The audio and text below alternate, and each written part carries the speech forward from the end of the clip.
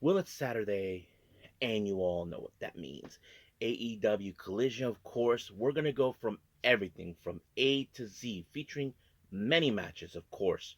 We have, let's say, a very interesting all champions of the women's division will be in a six-woman tag match, which is going to be a lot of fun. The man will face, of course, Jet Speed and Anthony Bowens, which is going to be interesting. So a lot of things is going to happen on this entire particular episode.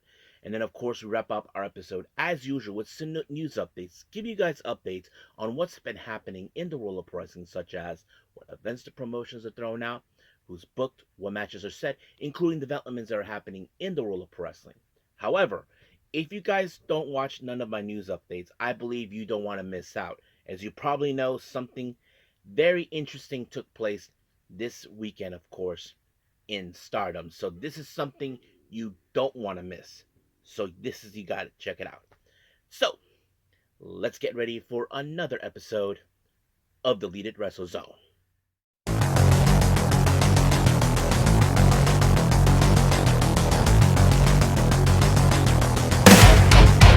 Are you ready? Get up, get up! Get up, get up! Get up, get up!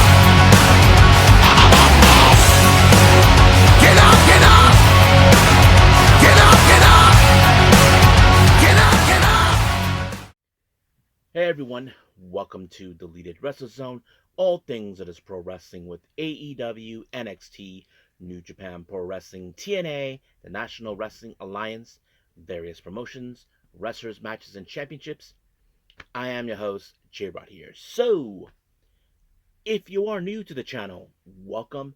This is a channel we do a lot of pro wrestling reviews from various promotions, not only here in the United States, but also in Japan, Mexico, Canada, Europe, the UK.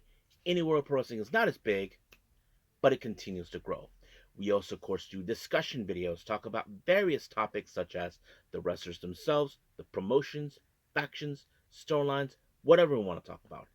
We also, of course, do more news updates, including more news updates. If certain information has been unable to be on this episode, we can either put it on the next one or on a separate video by itself.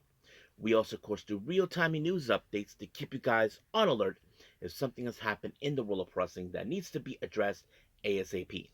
We also, of course, got to do Nike Sayaka Watch and various other cool wrestling content as well. So if you like what you see, please subscribe to us or click on that subscribe button.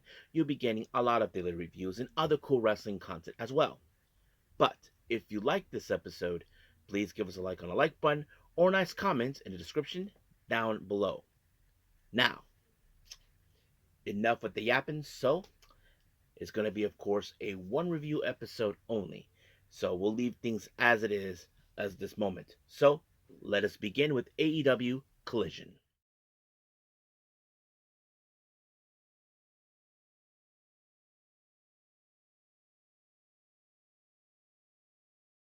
Okay, AEW Collision. So it opened up with a six-man tag match. We have the members of the Death Riders, more specifically Pac, Wheeler Yuta, and Daniel Garcia. They take on Skyflight, consistent of Dante and Darius Martin, Top Flight, along with Scorpio Sky. And of course, Christopher Daniels and Zeta Steel were in fact joining them. Now, of course, when it comes to the Death Riders, we know that of course they are a tough team. But when it comes to a situation where it seems things are not going in Death Rider's favor, well, we often see Marina Shafir gets involved. But luckily, Zeta Steel stood toe to her, but it did not do any good for them because we did see, of course, a dirty tactic coming from Pac when he low blowed Darius Martin. And just like that, things were becoming brutal until Pac applied the brutalizer on him, and just like that, it was over. But of course, it doesn't end things there. During the post match, we'd see Zeta Steel get in the face of Marina Shafir, unannounced to her that Mega Bane was right there, and she gave her a running Liger bomb. So basically, sending a direct message that welcome to AEW. So that kind of sort of thing. But we'll see how things will progress with Zeta Steel. Now, We did see an interview with Lexi talking to Conglomeration, more specifically Mark Briscoe and Orange Cassidy.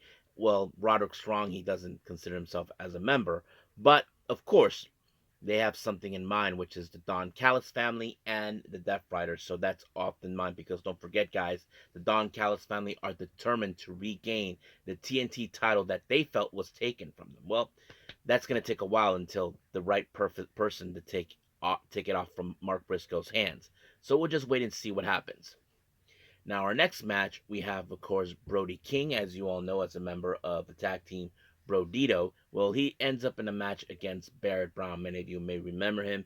He often show up in New Japan Strong and all that stuff. Well, you probably can guess that this match ended in his favor when he applied, of course, the Gonzo Bomb. And just like that, 1, 2, 3, it was over. Now, Don Callis, as you know, is happy as a clam because, of course, he's a bloody snake. Happy to the fact that Okada retired Tanahashi. But the one thing that, of course, got in its way is Kyle Fletcher. Apparently, Kyle Fletcher is pissed at the fact that Okada screwed things up for him. Basically, if you guys remember what happened in World's End, Okada used, of course, the screwdriver that was meant for him. But, of course, Don Callis is saying that he understands his frustrations, he understands where he's coming from, but he made it clear that the person who screwed himself in this matter was Okada. And some of you may question why. Well, Okada, of course, just lost the Continental Championship, so that's one of the things. But of course, he was telling him you shouldn't be in the Continental Classic. You should have found a way to get back into the TNT title. So he sees a lot of future, but I don't know exactly what Don Callis thinks, but that's exactly what he tells him. But we'll see about that. Now, speaking of the Don Callis family, we got El Clone, of course, making his presence known to take on Commander. Well, of course, Commander and El Clone just got into a very interesting matchup. There were moments where El Clone knew exactly what Commander was about to do, but in the end, El Clone actually applied the portal bomb onto him, and just like that, 1, 2, 3, El Clone picked up the win. Now, our next match, we have Mina Shirakawa taking on Lady Frost. Obviously, we all know who this match was going to go to. Mina Shirakawa, of course, because she's the fan favorite. People know her because of her career in Japan, not specifically with Tokyo Pro Wrestling, but mostly with Stardom. And of course, it was going to be by her picking up the win when she applied, of course, a figure four leg lock. And just like that, Lady Frost had no choice but to tap out. So, end things right there. Now, we have, of course, the TNT Championship. Hechi Seto makes his first attempt to reclaim this belt and bring it back to the Don Callis family. Mark Briscoe, of course, a tough SOB. He knows exactly what he's getting himself to because Hechi Seto is the master technical wrestler. He knows exactly how to put pain into his opponent. But, however, he even tried to apply the J Driller onto Mark Briscoe, but Briscoe, in fact, applied that to him, and just like that, 1, 2, 3, he retained the championship. And of course, we did see OC and Roderick Strong show up to show support. Yes, he retained the belt. Now, during an interview, we did see the Grizzle Young Vets face to face with Eddie Kingston and Ortiz. You probably can guess all this. Well, apparently, the Eddie Ortiz and Eddie Kingston, well, let's just say they're not impressed by their behavior about what they're trying to do. But of course, they said they will deal with them next week in Maximum Carnage, which of course is going to be happening very, very soon. Now, our next match, we have a 6-woman tag match. We had Britt Dixon. Many of you may not know this. She has often appeared in AEW, especially during the Jacksonville days. She teams up with the latest acquisitions, High End and Maya World. They take on, of course, our ladies champions, Babes of Wrath, who are, of course, our current AEW, our first ever AEW Women's World Tag Team Champions, not to mention Willow is a double champion, being the TBS champion, and they are joined on their side, of course, the current AEW Women's Champion, Chris Statlander, of course, and I thought the match was pretty good. It was very amazing. They went a bit more longer like we would have expected. That's something I'm sure we wanted to see because we know High and Maya World are good as a team and also in singles competition. But in the end, it was Chris Statlander with a Saturday Night Fever. And just like that, 1, 2, 3, it was over. Then we see a little bit of a post-match promo first started with Harley Cameron until she was interrupted by Tekla. Well, she thinks that this whole friendship thing is a little nonsense. But obviously, we all know what Tekla and the Triangle of Madness are up to. Tekla, I believe, has her eyes set on the AEW Women's World Championship, and I think the Sisters of Sin are looking for a way to get themselves back onto the AEW Women's World Tag Team consistency. So that's probably something we would see down the road. Now, in the backstage area, well, the Don Callis family, more specifically Josh Alexander, Lance Archer, let's just say they've been bringing a lot of Maximum Carnage, sending a direct message saying that they are the ones that are in control of AEW. Not to mention, they're gloating at the fact that Okada was able to retire, of course, Tanahashi, which is something they are glad to hear. But that's how things roll from there. Now, our next match, now our main event is the Demand, consistent of Ricochet and the Gates of Agony, Teo Leona and Bishop Khan. They take on Jet Speed. Um, Kevin Knight, Mike Bailey, and they're joined with one half of what used to be the Acclaim, Anthony Bowens. Now, of course, things would have gone great. I mean, there were some moments we would have assumed that Bowens and Jet Speed would have got, well, Jet Speed more specifically, would have got a bit of a measure of revenge against the man after, of course, they were taken out this past Wednesday, missing out on teaming with Jack Perry.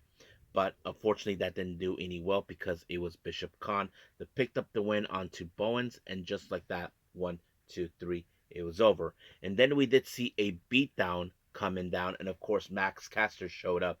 And then later, we did see the Don Callis family giving it a beatdown until the conglomeration showed up and took matters in their own hands. So that's how things are going to go. I mean, we are probably going to see a war between the Don Callis family and the conglomeration. So we'll see what that's going to lead. So that's pretty much it right now with AEW Collision. I can't wait to see what's going to happen this Wednesday and Maximum Carnage. So stay tuned for that. But as of right now, let's move on to our last and final thing, news updates.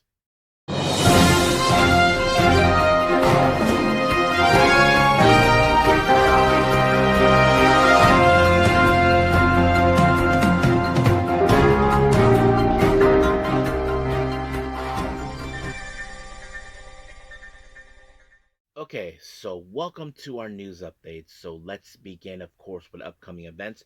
We have two updates on that. House of Glory, as you know, later on this month, on the 30th, they'll be making their LA debut. And they just announced a very interesting match. First time ever, we have Andrade El Idolo taking on the Amazing Red. Yeah, that's going to be one heck of a match that I hope I get to see. That's something I definitely would invest in watching. And then finally, of course, GCW with their Philadelphia show taking place on the 31st of January called Crushed Up. They announced Ruckus versus Don Freeze. So I'm not hype on that one, but I'm hype for the first one. Now on to some developments. Shota Umino went on his social media and just announced that he re-signed with New Japan Pro Wrestling in 2026. Now many of you may know this. This is the month, of course, where New Japan talent or specifically either will let their contract expired or they will resign. So there's been talks about that recently. So bear with me on that. Fightful Selects reports that Killer Kelly, as you all know, she was appearing in TNA. It's already been revealed that her contract has finally expired, so she is no longer with the company. So we don't know what she'll be doing next. I'm sure people would speculate a lot of things on that, but I'm not sure if she'll be taking a little bit of time off since she is a mother herself. So we'll just wait and see what that tells us. Now, Actwres Girls has announced a brand new trainee that has been announced to join the promotion. This person's name is Mugi Kakuchen. She was part of an idol group, from what I'm understanding. They haven't announced yet when she'll be making her debut, but I'll keep an eye on that. Kevin Blackwood, many of you know him. Many of you know in the independents he often hangs with Daniel Garcia. Well, he just in Fightful Select reports that he'll be stepping away from pro wrestling after February 20th. If you guys know that specific date, that is the day, of course, where um, Prestige Wrestling will have their final show when they go on their hiatus. Now, it's still unclear when they'll be returning. They never said anything if they are done or like that, so they're just saying that. Now, many of you remember that recently we talked about Blake Monroe. There's been talks about her possibly discuss going to the main roster. Well, more information has come across that. So let me pull that up for all of you. This is what it was sold. Sources confirm that Blake Monroe is not expected to get a call up from the main roster as of right now. Fightful Select had noted that her call up wasn't expected immediate, although it was discussed. There was new plans in place for Blake Monroe on the road to NXT Stand and Deliver after her unexpected title change. So it seems like they're still going to keep her around for just a little longer. It's still unclear when or where she'll be moving in. Now, many of you may heard about this now that Gabe Kidd is also amongst those wrestlers that their contracts was about to be up. Um, Dave Meltzer puts this out recently and on, of course, he talked about this. He says, a lot of interest in Gabe Kidd in the United States. Gabe Kidd is another one of the WWE wants. I'm sure AEW wants. I'm sure New Japan wants. I am hearing a lot of Gabe Kidd's contract probably end of the month. I don't know what that 100% because most New Japan contracts are. With Kid, it's going to be a real interesting with him because I think he really loves New Japan and New Japan made him a star. So that's true. There's still no word about it. I mean, I'm sure New Japan will love to keep him around. So that pretty much it's been clear. But we'll see what happens. Now, this is the one, of course, I mentioned earlier in the start of this episode that you don't want to miss out. Many of you may have heard what happened in Stardom. Well, unexpectedly, we saw the cutest in the world, Maki Itoh, making her appearance, and now she's officially with Stardom. Now, I haven't reviewed the Stardom events yet. That is going to be possibly the next episode. But however, many of you were question, wasn't she still with Tokyo Pro Wrestling? No. According to the information from what it was told, her contract with them expired on August of 2023. So I mean 2026, 25. So basically, she was already done, and now she's making her way to Stardom. And she had made some interesting interviews, an interview about her reasons to go to Stardom. Let me pull that up for all of you so I can read exactly what she had to say. Now, Maki Itoh on World of Stardom champion Sayaka Mitani. Our poses are the same because she became a delinquent after me, and so after thought I was doing it first. She ripped me off. She still hasn't grenade properly. What's up with that? I'm definitely would see a match with that, but I highly doubt she'll be moved up to the world title consistency. She was asked about her review about Stardom now, and this is what she says. From Maki Itoh's perspective, Stardom look appealing, but the way they go at each other is so intensified. Conversely, I haven't done anything that intense myself in the past 9 years. So that's what she wants. She wants intensity. So I can't wait to see that. Maki Ito's on which matches influence her. She said, I watch various promotions, but among them that I really stayed in memory was Tam Nakano versus Julia, and I really like that kind of fierce fighting. If you guys know this, she actually met Tam Nakano in a game show where they were in some sort of competition, not a wrestling. I mean, we probably would have wanted to see her wrestle. Now, she even talked about her thoughts on Tam Nakano and Julia no longer with Stardom, and this is what she says. That is why I felt that it was finally Maki Ito's turn, so I came. So to be the savior of Stardom. That is right. They they don't say it a main character is always late to arrive. So yes, she wants to be the main character, and I'm sure that's going to be something that many fans would love to see. I can't wait to see what's going to happen from that. Uh, Maki Itoh was asked about Tam Nakano calling herself the cutest idol wrestler in the world. This is what she said. The world is bigger than the universe. Did you know that?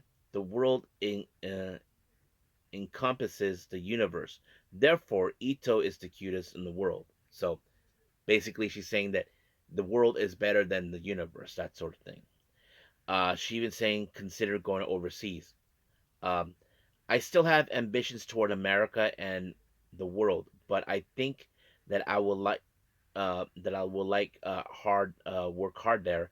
It's naturally connected to the world, but for now, my feeling is that I want to attack this place first, and there are still things I haven't fully done in Japan, so want to conquer Japan first. So basically, she does have it, uh, interest in we're going to overseas, but she wants to take care of business in Japan. She was also asked who would she like to face, and surprise, surprise, many of you may know this. She wants to face Natsupoi. Some of you may go, really? For many who don't know this, Natsupoi back in the time was known as Natsumi Maki. So basically, they have met before. Was during the time when Natsupoi was, just a regular in Tokyo Pro Wrestling. And this is what she say. Natsupoi really hates Ito. In our previous promotion, when it was announced that she will be competing regularly, she thought she brought up Ito's name first and asked, has Maki Ito ever looked in the mirror? She said that to me, her senior. I hated her since then, and I feel like she's just jealous of my cuteness. A woman's jealousy is such a pain, but that is exactly why we can surely have a great match. And that's why I want to fight her. I'm sure we definitely would like to see that. She even asked about her what she wants to achieve in stardom. She says to become more popular, to win belts, to become a star. Obviously, that's one of them. Um, they asked her if there was any belt that each immediate in stardom. She says like, I still have areas to polish myself, and of course, I don't think it's the easy way win the to win one. So I want to see how things go. So don't know exactly what she has in mind, but I can't wait. She talks about her contract after leaving, a Turkish Pro Wrestling in late August, and this is what she said. It wasn't due to a misconduct. It ended as a contract expiration. The reason that is, for example, if I were to talk to the good points in this place, Stardom, I think it would be inevitably make the other look bad. So the sake of my own fibberly, I cannot say. So yeah. And then finally, she asked about spending her days recently. She's like, I was staring into the void and I had nothing left to do and lost my purpose for living. So I had no motivation, and that's how the video package came about.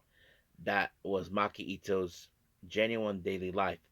I don't think a monster energy drink talk I can't talk to people. So yeah, so that's the reason why she's there. I think many fans are rather curious. If you guys haven't seen her making her appearance in Stardom, you should check it out. But she also the following day she made her, of course, will be making her in-ring debut, teaming up with Sayori Anu to take on, of course, Anu's teammates, Aya Sakura and Sayekara, our current New Blood tag team champions, and of course 2025's Goddesses Tag League winners. So that's going to be interesting. Hopefully, I do get to review that, so stay tuned for that. But as of right now, we are done. Let's call it a day. Well, I hope everybody enjoys this episode. Coming up, as you know, I mentioned about Stardom, so I will probably be doing the two events from Stardom. Now, if there's any other events I might do, we'll just have to wait and see after that. But as of right now, we'll leave things as it is, and we will move forward. But until then, I will see you guys in the next DWZ time, same DWZ channel. I must bid all of you adieu. So, goodbye, and have a nice day. Bang.